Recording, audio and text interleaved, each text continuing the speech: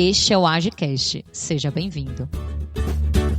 Eu me chamo Leandro Miranda, sou apresentador do AgiCast com a Elaine Passos e juntos faremos o podcast da Agi Bahia.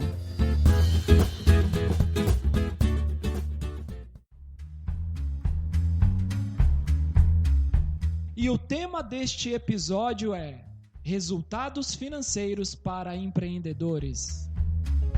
A nossa convidada de hoje é Raquel Santos. Ela é administradora, tem MBA em controladoria, é cofundadora da Lucrativa, empresa de gestão financeira, e também é mentora de empreendedores. Raquel é palestrante e é empreendedora digital.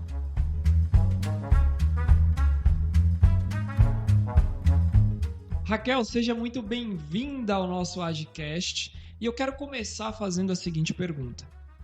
Por que você acredita que o empreendedor tem resistência ao planejamento financeiro? Leandro, bom dia, obrigada pelo convite, estou muito feliz em fazer parte desse programa, da Agi.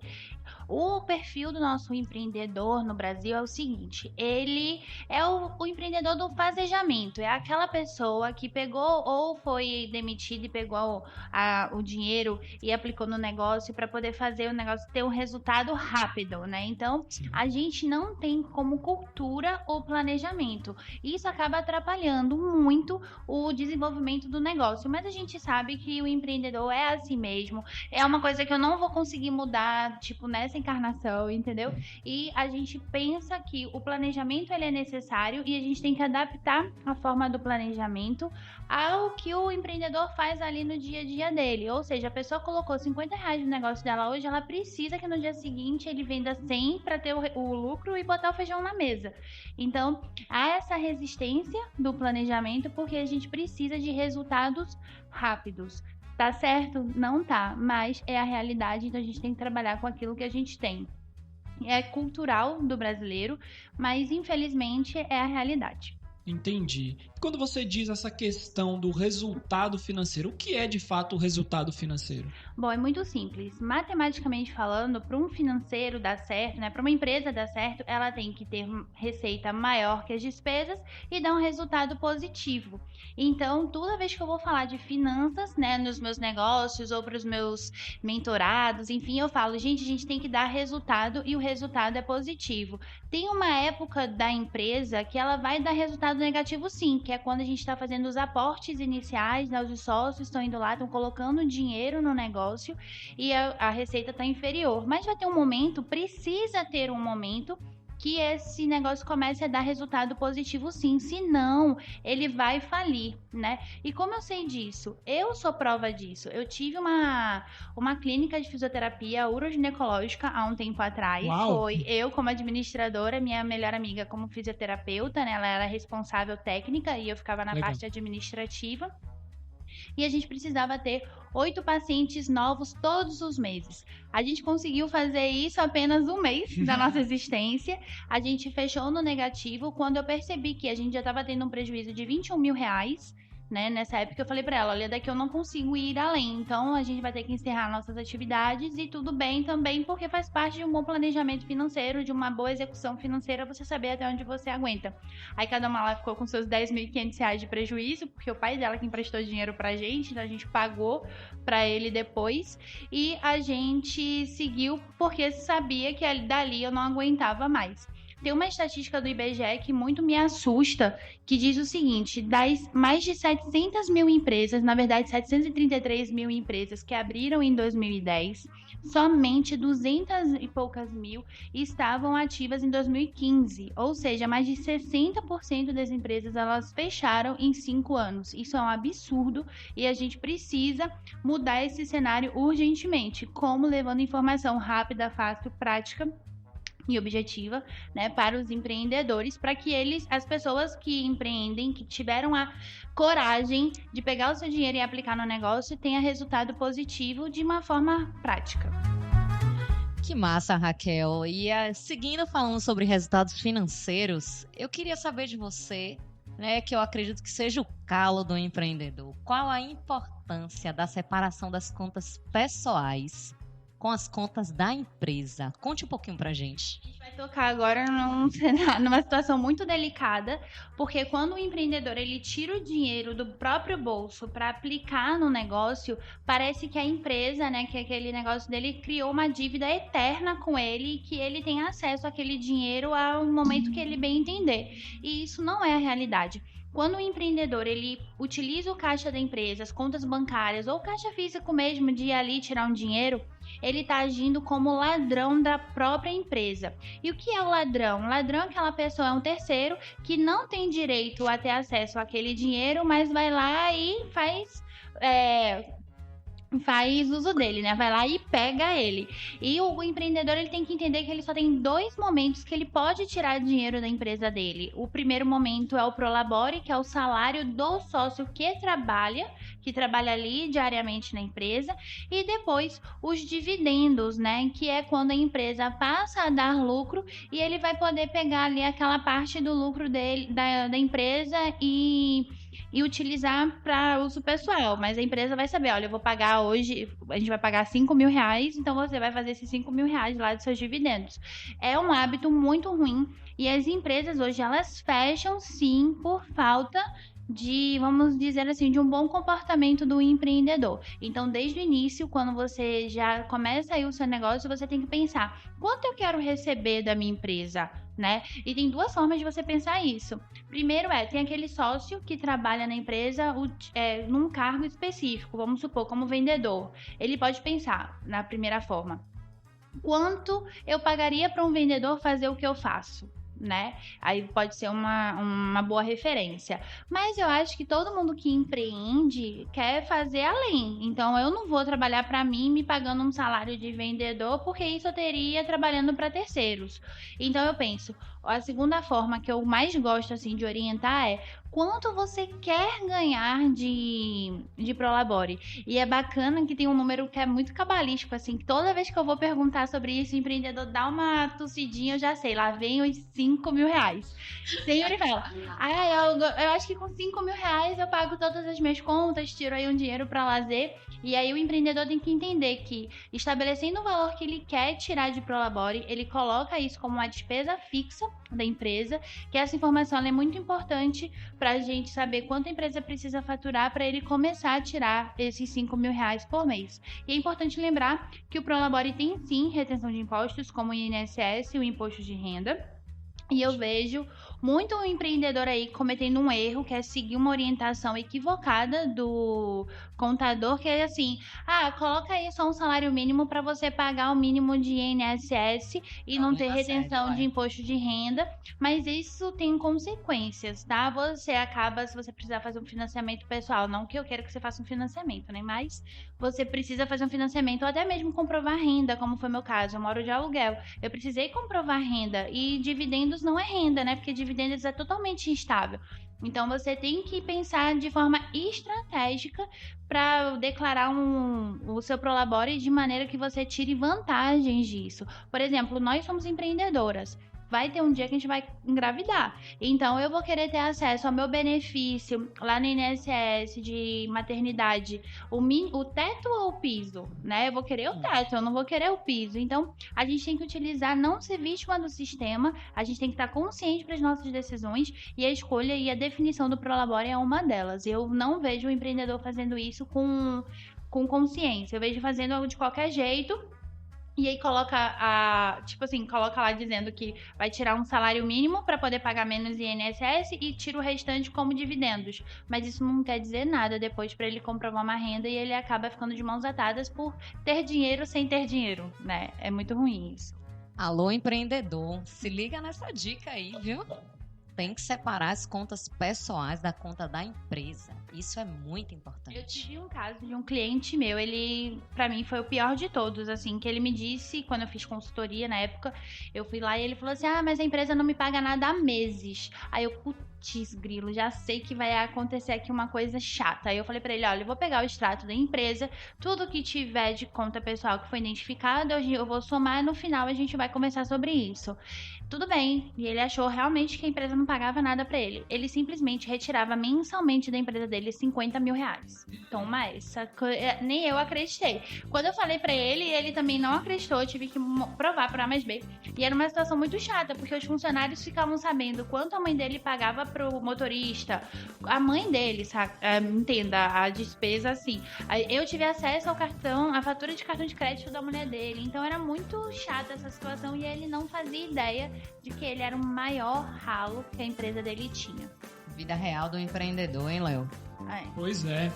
Pegando esse gancho, Raquel, o que os empreendedores precisam fazer para, de fato, ter um resultado positivo?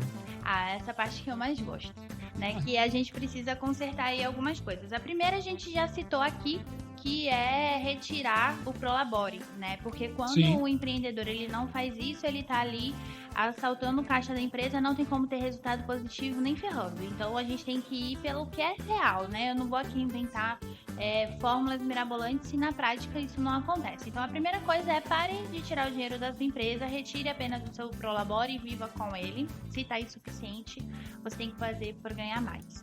O segundo é você cobrar corretamente o preço do seu produto. Às vezes eu vejo o empreendedor, eu cobro aqui tanto, e não era o valor correto. Eu brinco dizendo que se você deixa 1 centavo a menos você cobrar 1 centavo a menos pelo seu produto ou serviço, você está pagando 1 centavo para trabalhar. E eu já vi situações em que esse valor não era 1 centavo, era R$1.000, R$2.000 até.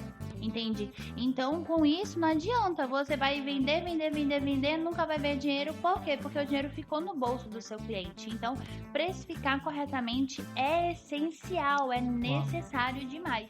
Existe a diferença de preço e valor, né? Porque preço é aquilo que você vai colocar ali no seu produto, no seu serviço, e o seu cliente vai dizer se ele tem valor naquilo, né? Se vale aquilo que ele tá pagando.